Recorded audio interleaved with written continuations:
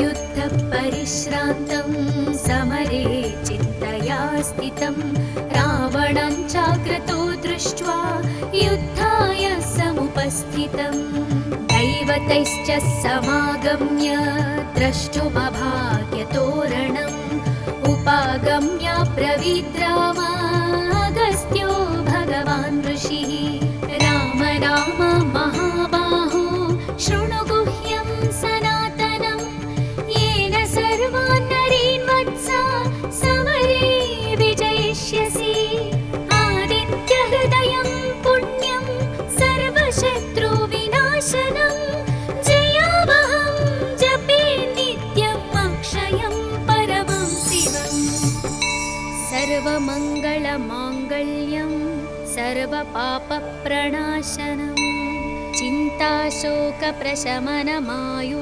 चिन्ताशोकप्रशमनमायुर्वर्धनमुत्तमम् रश्मिमन्तं समुद्यन्तं देवासुरनमस्कृतं पूजयस्व विवस्वन्तं भास्करं भुवनेश्वरं सर्वदेवात्मको ह्येष तेजस्वी रश्मिभावनः एष देवासुरगणान् लोकान् पाति गभस्तिभिः एष ब्रह्मा च विष्णुश्च शिवस्कन्द प्रजापतिः महीन्द्रो धनदत्कालो यमः सोमो ह्यपाम्पतिः पितरो वसवः साध्या ह्यश्विनौ मरुतो मनुः वायुर्वह्निः प्रजाप्राण ऋतुकर्ता प्रभाकरः आदित्यः सविता सूर्यः खगपूषा गभस्तिमान् सुवर्णसदृशो भानुर्हिरण्यरेता दिवाकरः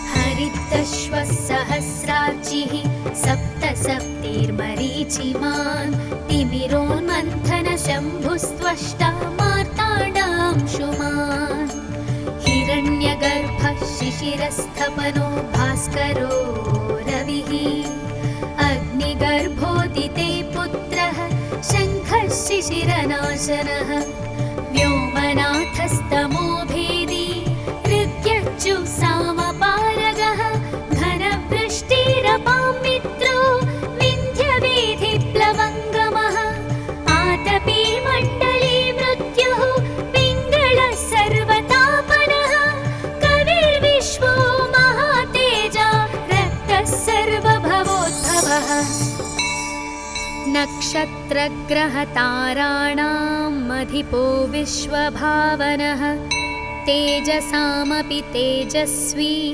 द्वादशात्मन्नमोऽस्तु ते नमः पूर्वाय गिरये पश्चिमायात्रये नमः ज्योतिर्गणानां पतये दीनाधिपतये नमः जयाय जयभद्राय हर्यश्वाय नमो नमः नमो नमः सहस्रांशो आदित्याय नमो नमः नमः उग्राय वीराय सारंगाय नमो नमः नमः पद्मप्रबोधाय मार्ताण्डाय नमो नमः ब्रह्मेशानाच्युतेशाय सूर्यादित्यवर्चसे भास्वते सर्वभक्षाय रौद्राय वपुषे नमः तमोघ्नाय हिमघ्नाय शत्रुघ्नायामितात्मने कृतघ्नघ्नाय देवाय ज्योतिषां पतये नमः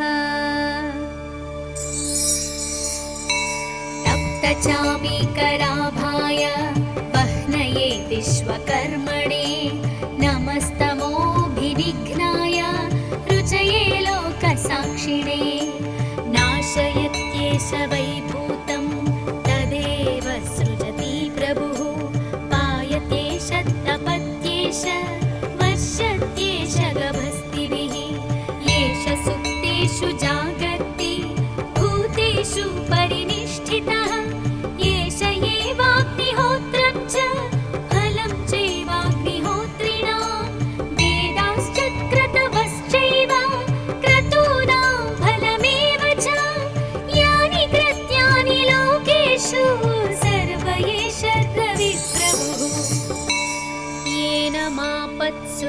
वज्रेषु कान्तारेषु भयेषु च कीर्तियन् पुरुषः कश्चिन्नावसीदति राघव।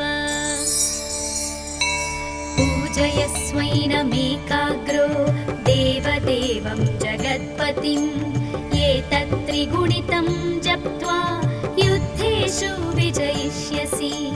अस्मिन् क्षणे महाबाहो रावणं त्वं वधिष्यसि। एवमुक्त्वा तदागस्त्यो जगाम च यथागतम्। एतत् श्रुत्वा महातेजा नष्टशोको भवत्तदा। धारयामास सुप्रीतो राघव प्रयतात्मवान्।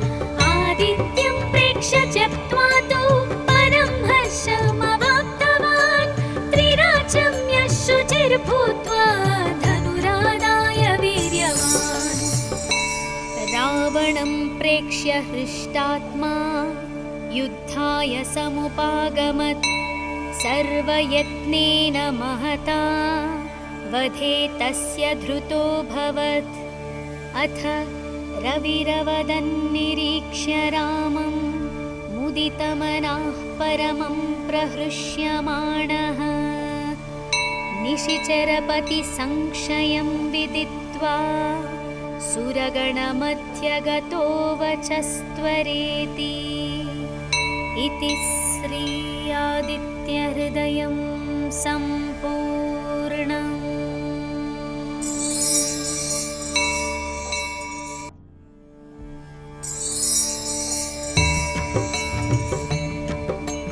ततो युद्धपरिश्रान्तं समरे चिन्तया स्थितं रावणं चाग्रतो दृष्ट्वा युद्धाय समुपस्थितम्। दैवतैश्च समागम्य द्रष्टुमभाग्यतोरणम्। उपागम्य ब्रवीद्रामागस्त्यो भगवान् ऋषिः। राम राम महाबाहो शृणु गुह्यं सनातनं। येन सर्वान् नरीन् वत्सा समरे विजयिष्यसि। आदित्यहृदयं पुण्यं सर्वशत्रुविनाशनं।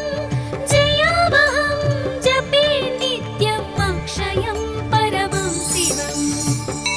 सर्वमङ्गलमाङ्गल्यं सर्वपापप्रणाशनं। चिन्ताशोकप्रशमनमायुर्वर्धनमुत्तमम्। रश्मिमन्तं समुद्यन्तं देवासुरनमस्कृतं। पूजयस्व विवस्वन्तं भास्करं भुवनेश्वरं। सर्वदेवात्मको ह्येष तेजस्वी रश्मिभावनः। एष देवासुरगणान् लोकान् पाति गभस्तिभिः। एष ब्रह्मा च विष्णुश्च शिवस्कन्द प्रजापतिः। महीन्द्रो धनदत्कालो यमः सोमो ह्यपाम्पतिः। पितरो वसवः साध्या ह्यश्विनौ मरुतो मनुः। वायुर्वह्निः प्रजाप्राण ऋतुकर्ता प्रभाकरः। आदित्यः सविता सूर्यः खगपूषा गभस्तिमान्। सुवर्णसदृशो भानुर्हिरण्यरेता दिवाकरः। हरितश्वः सहस्रार्चिः सप्तसप्तिर्मरीचिमान्। तिमिरोन्मन्थनशम्भुस्त्वष्टा मार्ताण्डांशुमान्। हिरण्यगर्भः शिशिरस्थपनो भास्करो रविः। अग्निगर्भोदिते पुत्रः शङ्खः शिशिरनाशनः। व्योमनाथस्तमो भेदी ऋग्यज्जु सामपारगः।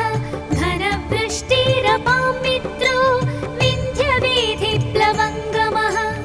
आतपी मण्डली मृत्युः पिङ्गळः सर्वतापनः। कविर्विश्वो महातेजा रक्तः सर्वभवोद्भवः। नक्षत्रग्रहताराणाम् अधिपो विश्वभावनः। तेजसामपि तेजस्वी द्वादशात्मन्नमोऽस्तु ते। नमः पूर्वाय गिरये पश्चिमायात्रये नमः। ज्योतिर्गणानां पतये दीनाधिपतये नमः। जयाय जयभद्राय हर्यश्वाय नमो नमः। नमो नमः सहस्रांशो आदित्याय नमो नमः। नमः उग्राय वीराय सारंगाय नमो नमः। नमः पद्मप्रबोधाय मार्ताण्डाय नमो नमः। ब्रह्मेशानाच्युतेशाय सूर्यादित्यवर्चसे भास्वते सर्वभक्षाय रौद्राय वपुषे नमः। तमोघ्नाय हिमघ्नाय शत्रुघ्नायामितात्मने कृतघ्नघ्नाय देवाय ज्योतिषां पतये नमः।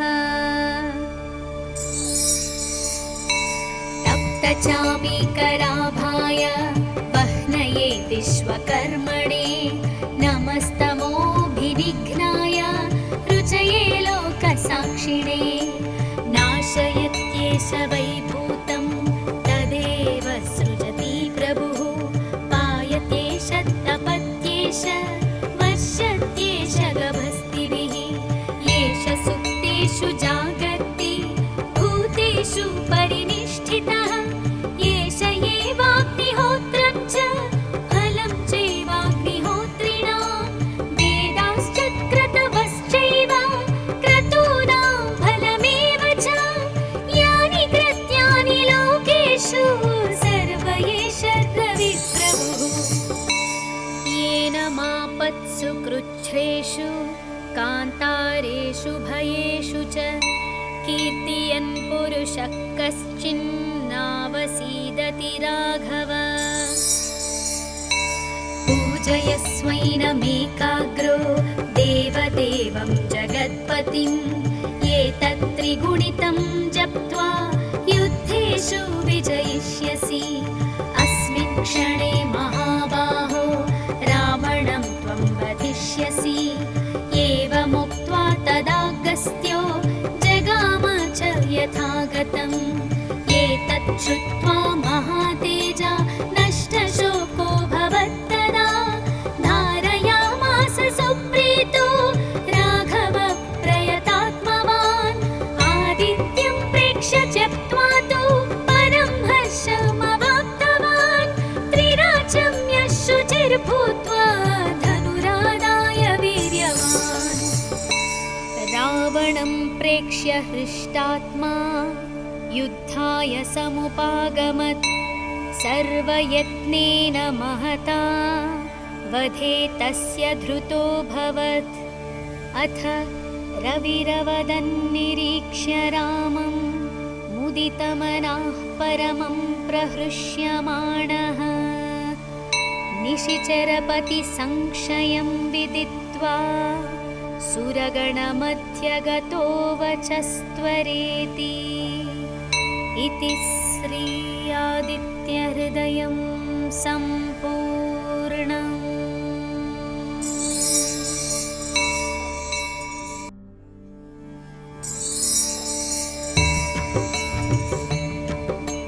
ततो युद्धपरिश्रान्तं समरे चिन्तया स्थितं। रावणं चाग्रतो दृष्ट्वा युद्धाय समुपस्थितम्। दैवतैश्च समागम्य द्रष्टुमभाग्यतोरणम्। उपागम्य ब्रवीद्राम अगस्त्यो भगवान् ऋषिः। राम राम महाबाहो शृणु गुह्यं सनातनं। येन सर्वान् नरीन् वत्सा समरे विजयिष्यसि। आदित्यहृदयं पुण्यं सर्वशत्रुविनाशनं। जयावहं जपे नित्यम् अक्षयं परमं शिवम्। सर्वमङ्गलमाङ्गल्यं सर्वपापप्रणाशनं चिन्ताशोकप्रशमनमायुर्वर्धनमुत्तमम्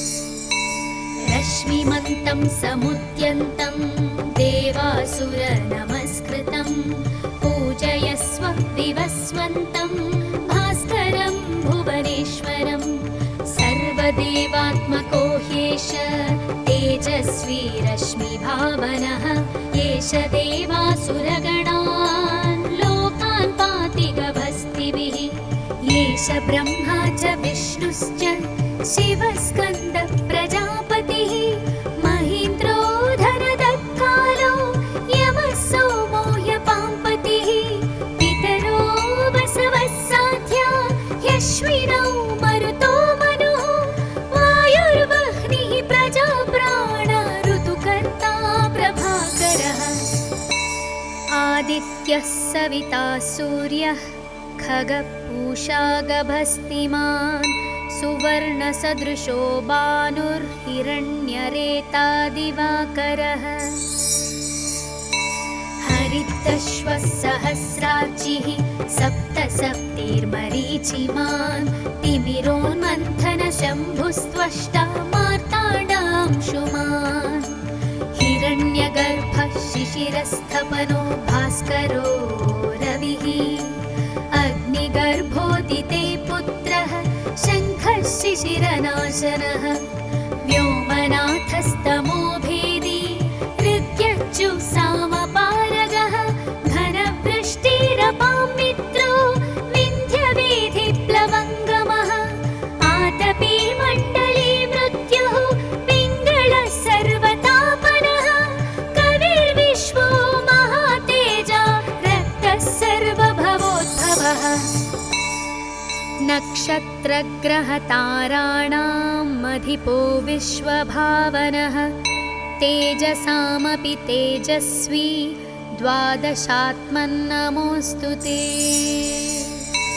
नमः पूर्वाय गिरये पश्चिमायात्रये नमः ज्योतिर्गणानां पतये दीनाधिपतये नमः जयाय जयभद्राय हर्यश्वाय नमो नमः नमो नमः सहस्रांशो आदित्याय नमो नमः नमः उग्राय वीराय सारंगाय नमो नमः नमः पद्मप्रबोधाय मार्ताण्डाय नमो नमः ब्रह्मेशानाच्युतेशाय सूर्यादित्यवर्चसे भास्वते सर्वभक्षाय रौद्राय वपुषे नमः तमोघ्नाय हिमघ्नाय शत्रुघ्नायामितात्मने कृतघ्नघ्नाय देवाय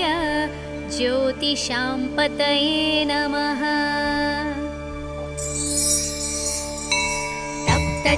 तप्तचामीकराभाय वह्नये विश्वकर्मणे नमस्तमोभिनिघ्नाय रुचये लोकसाक्षिणे नाशयत्येष वैभूतं तदेव सृजति प्रभुः पायतेष तपत्येष वर्षत्येष गभस्तिभिः येष सुप्तेषु जागर्ति भूतेषु परिनिष्ठितः येष एवाग्निहोत्रं च फलं चैवाग्निहोत्रिणां वेदाश्च क्रतवश्चैव क्रतूनां फलमेव च यानि कृत्यानि लोकेषु सर्व एष रविप्रभुः येन मापत्सु कृच्छ्रेषु कान्तारेषु भयेषु च कीर्तयन् पुरुषः कश्चिन्नावसीदति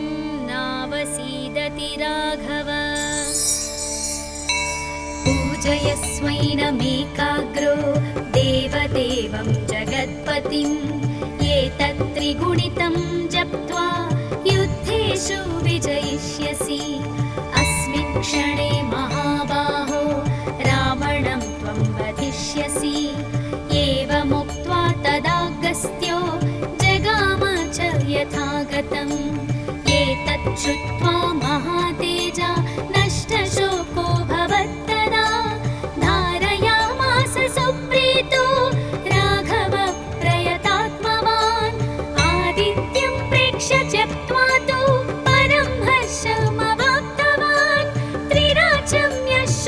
भूत्वा धनुरादाय वीर्यवान्। रावणं प्रेक्ष्य हृष्टात्मा युद्धाय समुपागमत्। सर्वयत्नेन महता वधे तस्य धृतोऽभवत्। अथ रविरवदन्निरीक्ष्य रामं मुदितमनाः परमं प्रहृष्यमाणः। निशिचरपतिसंशयं विदित्वा सुरगणमध्यगतो वचस्त्वरेति। इति श्री आदित्यहृदयं सम्पूर्णम्।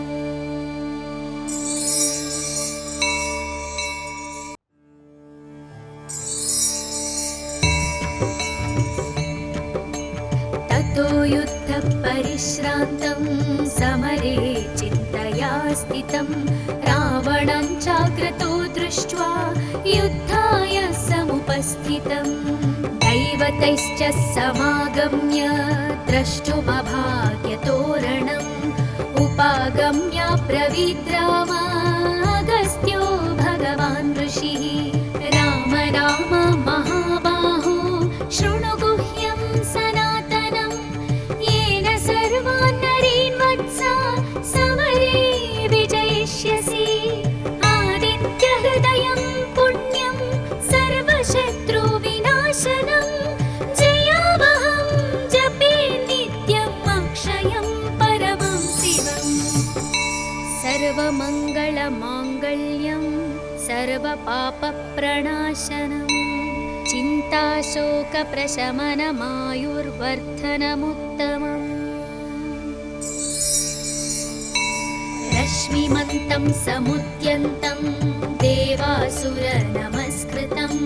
पूजयस्व विवस्वन्तं भास्करं भुवनेश्वरं। सर्वदेवात्मको ह्येष तेजस्वी रश्मिभावनः। एष देवासुरगणान् लोकान् पाति गभस्तिभिः। एष ब्रह्मा च विष्णुश्च शिवस्कन्दः प्रजापतिः।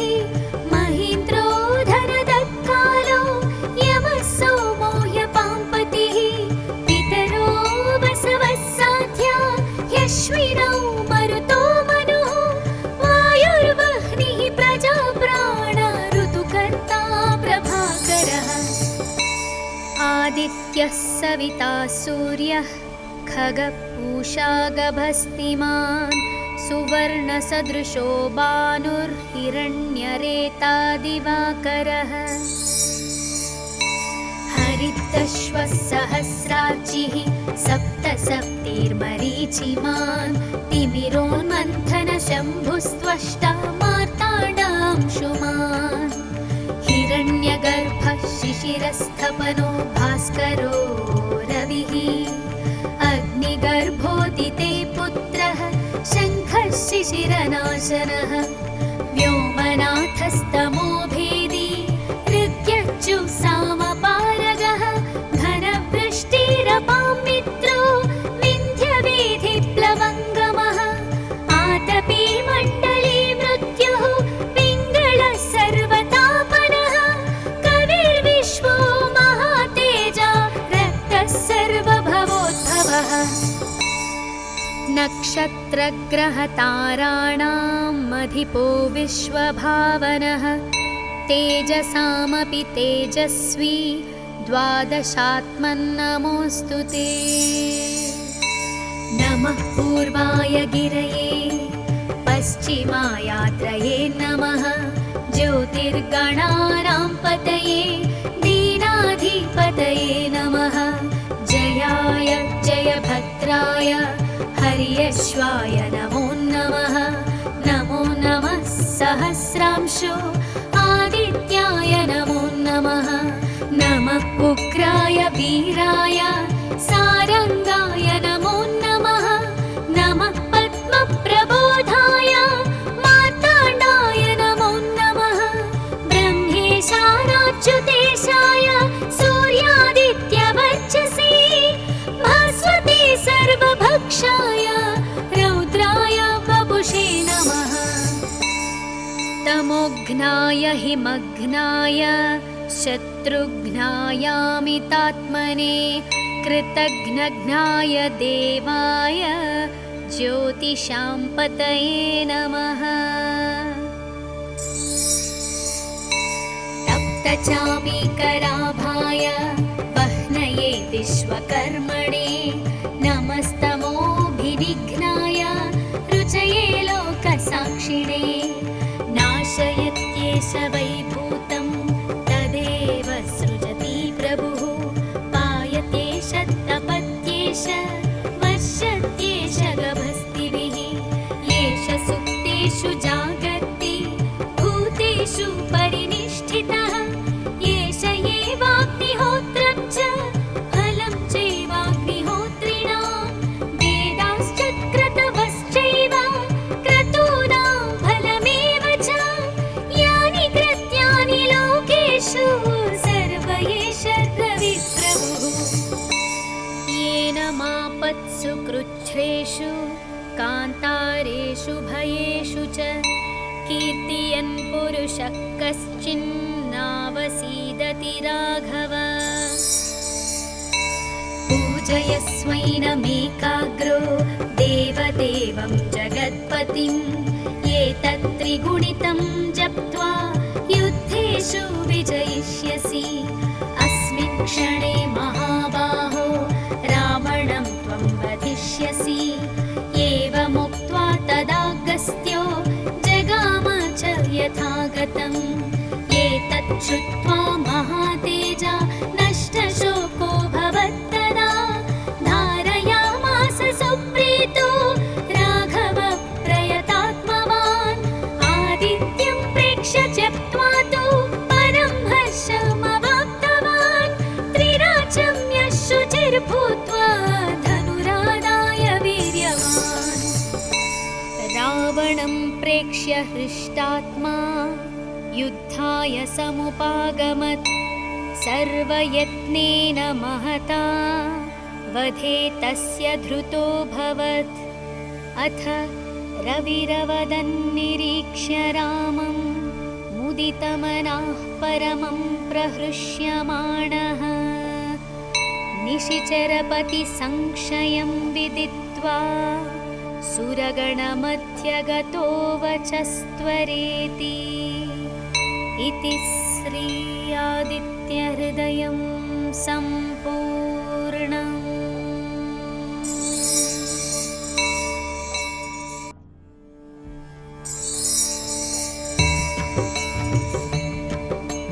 ततो युद्धपरिश्रान्तं समरे चिन्तया स्थितं रावणं चाग्रतो दृष्ट्वा युद्धाय समुपस्थितं दैवतैश्च समागम्य द्रष्टुमभाग्यतोरणम् उपागम्य ब्रवीद्रामागस्त्यो भगवान् ऋषिः राम राम महाबाहो शृणु गुह्यं सनातनं येन सर्वान् नरीन् वत्सा समरे विजयिष्यसि आदित्यहृदयं पुण्यं सर्वशत्रुविनाशनं जयावहं जपे नित्यम् अक्षयं परमं शिवम् सर्वमङ्गलमाङ्गल्यं सर्वपापप्रणाशनं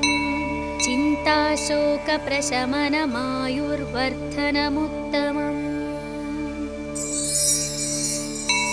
रश्मिमन्तं समुद्यन्तं देवासुरनमस्कृतं पूजयस्व विवस्वन्तं भास्करं भुवनेश्वरं सर्वदेवात्मको ह्येष तेजस्वी रश्मिभावनः एष देवासुरगणान् लोकान् पाति गभस्तिभिः एष ब्रह्मा च विष्णुश्च शिवस्कन्द प्रजापतिः महीन्द्रो धनदत्कालो यमः सोमो ह्यपाम्पतिः पितरो वसवः साध्या ह्यश्विनौ मरुतो मनुः वायुर्वह्निः प्रजाप्राण ऋतुकर्ता प्रभाकरः आदित्य आदित्यः सविता सूर्यः खगपूषा गभस्तिमान् सुवर्णसदृशो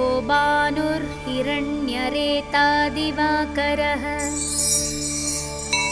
हरितश्वः सहस्रार्चिः सप्तसप्तिर्मरीचिमान् तिमिरोन्मन्थनशम्भुस्त्वष्टा मार्ताण्डांशुमान् हिरण्यगर्भः शिशिरस्थपनो भास्करो रविः अग्निगर्भोदिते पुत्रः शङ्खः शिशिरनाशनः व्योमनाथस्तमो भेदी ऋग्यज्जुः सामपारगः घनवृष्टिरपां मित्रो विन्ध्यवेधिप्लवङ्गमः आतपी मण्डली मृत्युः पिङ्गळः सर्वतापनः कविर्विश्वो महातेजा रक्तः सर्वभवोद्भवः नक्षत्रग्रहताराणाम् अधिपो विश्वभावनः तेजसामपि तेजस्वी द्वादशात्मन्नमोऽस्तु ते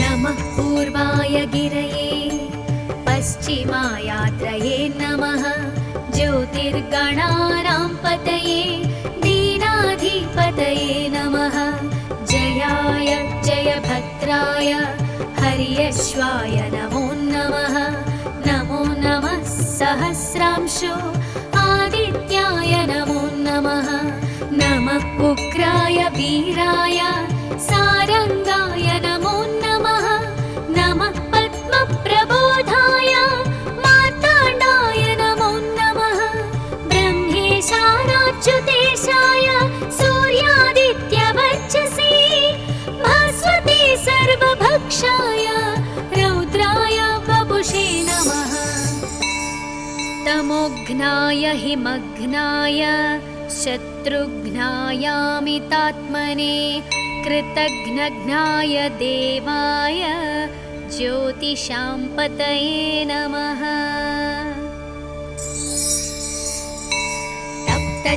तप्तचामीकराभाय वह्नये विश्वकर्मणे नमस्तमोभिनिघ्नाय रुचये लोकसाक्षिणे नाशयत्येष वैभूतं तदेव सृजति प्रभुः पायतेष तपत्येष वर्षत्येष गभस्तिभिः येष सुप्तेषु जागर्ति भूतेषु परिनिष्ठितः येष एवाग्निहोत्रं च फलं चैवाग्निहोत्रिणां वेदाश्च क्रतवश्चैव क्रतूनां फलमेव च यानि कृत्यानि लोकेषु सर्व एष रविप्रभुः येन मापत्सु कृच्छ्रेषु कान्तारेषु भयेषु च कीर्तयन् पुरुषः कश्चिन्नावसीदति राघव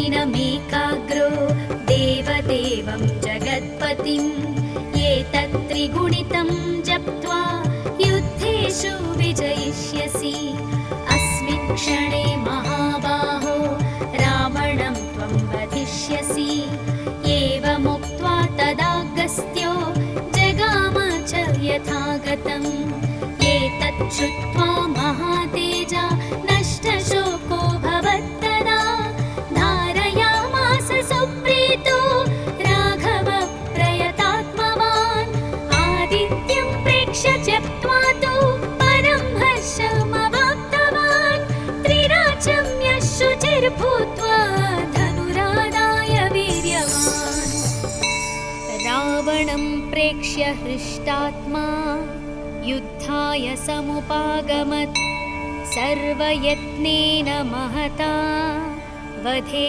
तस्य धृतोऽभवत् अथ रविरवदन्निरीक्ष्य रामं मुदितमनः परमं प्रहृष्यमाणः निशिचरपतिसंशयं विदित्वा सुरगणमध्यगतो वचस्त्वरेति इति श्री आदित्यहृदयं सम्पूर्णम्।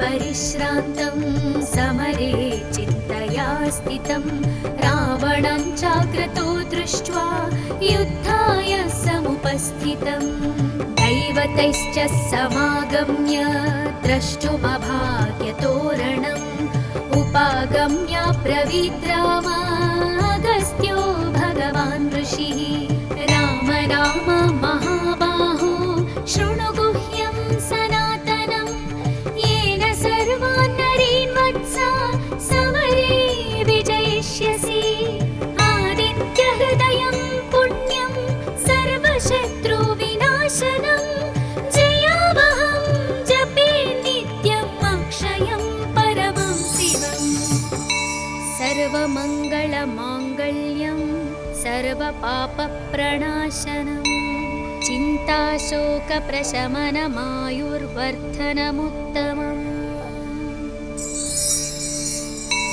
रश्मिमन्तं समुद्यन्तं देवासुरनमस्कृतं पूजयस्व विवस्वन्तं भास्करं भुवनेश्वरं सर्वदेवात्मको ह्येष तेजस्वी रश्मिभावनः एष देवासुरगणान् लोकान् पाति गभस्तिभिः एष ब्रह्मा च विष्णुश्च शिवस्कन्द प्रजापतिः महीन्द्रो धनदत्कालो यमः सोमो ह्यपाम्पतिः पितरो वसवः साध्या ह्यश्विनौ मरुतो मनुः वायुर्वह्निः प्रजाप्राण ऋतुकर्ता प्रभाकरः आदित्यः सविता सूर्यः खगपूषा गभस्तिमान् सुवर्णसदृशो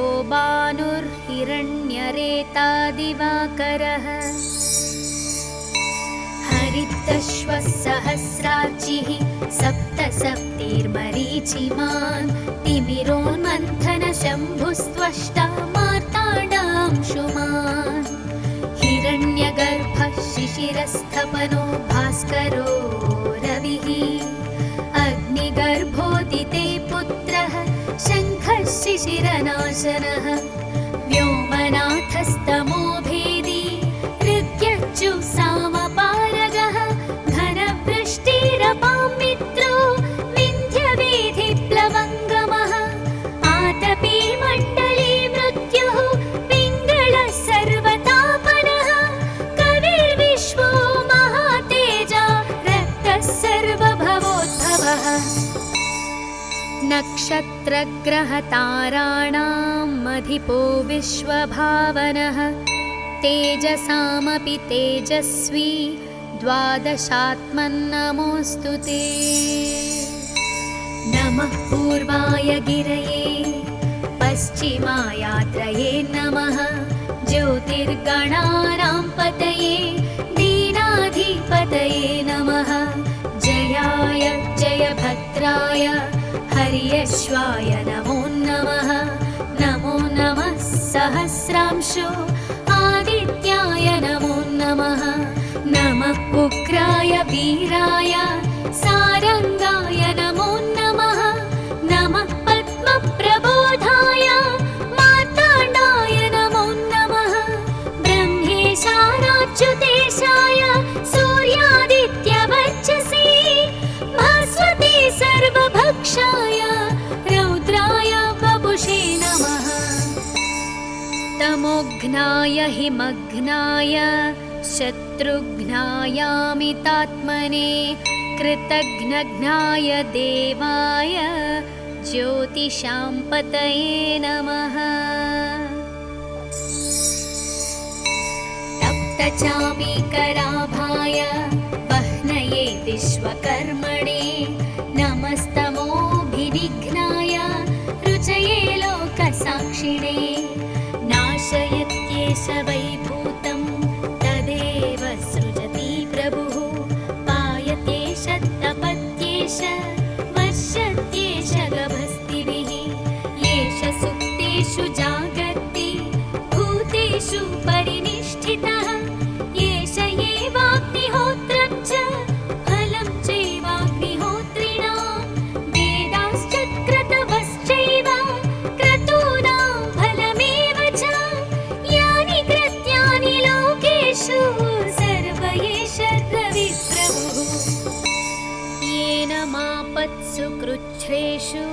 कान्तारेषु भयेषु च कीर्तियन् पुरुषः कश्चिन्नावसीदति राघव पूजयस्वैनमेकाग्रो देवदेवं जगत्पतिम् एतत्त्रिगुणितं जप्त्वा युद्धेषु विजयिष्यसि अस्मिन् क्षणे महाबाहो रावणं त्वं वधिष्यसि एवमुक्त्वा तदागस्त्यो जगाम च यथागतम् एतत् श्रुत्वा महातेजा नष्टशोको भवत्तदा धारयामास सुप्रीतो राघव प्रयतात्मवान् आदित्यं प्रेक्ष्य त्यक्त्वा तु परं हर्षमवाप्तवान् त्रिराचम्य शुचिर्भूत्वा धनुरादाय वीर्यवान् रावणं प्रेक्ष्य हृष्टात्मा युद्धाय समुपागमत् सर्वयत्नेन महता वधे तस्य धृतोऽभवत् अथ रविरवदन्निरीक्ष्य रामं मुदितमनाः परमं प्रहृष्यमाणः निशिचरपतिसंशयं विदित्वा सुरगणमध्यगतो वचस्त्वरेति इति श्री आदित्यहृदयं सम्पूर्णम्।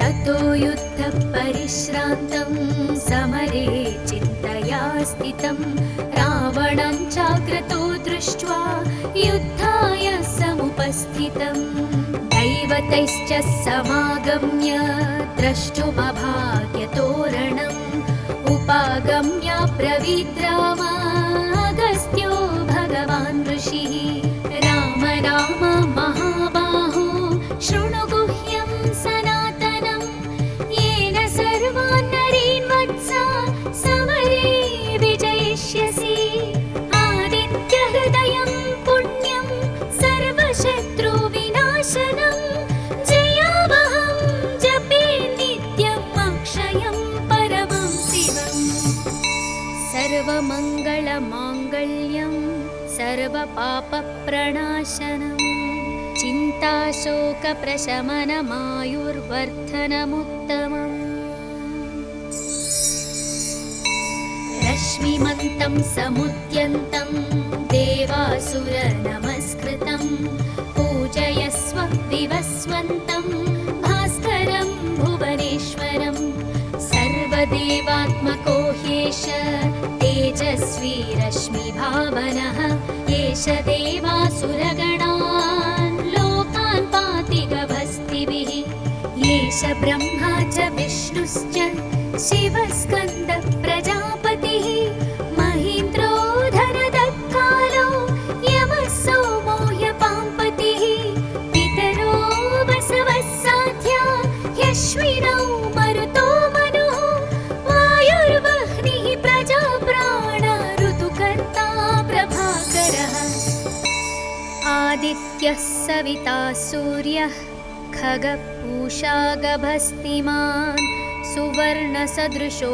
भानुर्हिरण्यरेता दिवाकरः हरितश्वः सहस्रार्चिः सप्तसप्तिर्मरीचिमान् तिमिरोन्मन्थनशम्भुस्त्वष्टा मार्ताण्डांशुमान् हिरण्यगर्भः शिशिरस्थपनो भास्करो रविः अग्निगर्भोदिते पुत्रः शङ्खः शिशिरनाशनः व्योमनाथस्तमो भेदी ऋग्यच्चु सामपारगः घनवृष्टिरपां मित्रो विन्ध्यवेधिप्लवङ्गमः आतपी मण्डली मृत्युः पिङ्गळः सर्वतापनः कविर्विश्वो महातेजा रक्तः सर्वभवोद्भवः नक्षत्रग्रहताराणाम् अधिपो विश्वभावनः तेजसामपि तेजस्वी द्वादशात्मन्नमोऽस्तु ते। नमः पूर्वाय गिरये पश्चिमायात्रये नमः।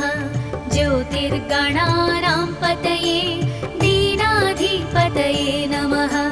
जयाय जयभद्राय हर्यश्वाय नमो नमः।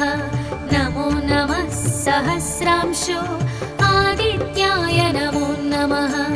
नमः उग्राय वीराय सारंगाय नमो नमः। नमः पद्मप्रबोधाय मार्ताण्डाय नमो नमः। ब्रह्मेशानाच्युतेशाय सूर्यादित्यवर्चसे भास्वते सर्वभक्षाय रौद्राय वपुषे नमः।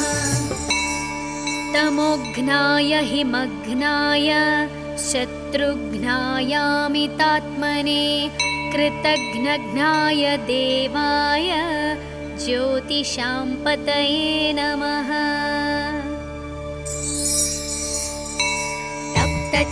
तप्तचामीकराभाय वह्नये विश्वकर्मणे नमस्तमोभिनिघ्नाय रुचये लोकसाक्षिणे। नाशयत्येष वैभूतं तदेव सृजति प्रभुः। पायत्येष तपत्येष वश्यत्येष गभस्तिभिः। येष सुप्तेषु जागर्ति भूतेषु परिनिष्ठितः।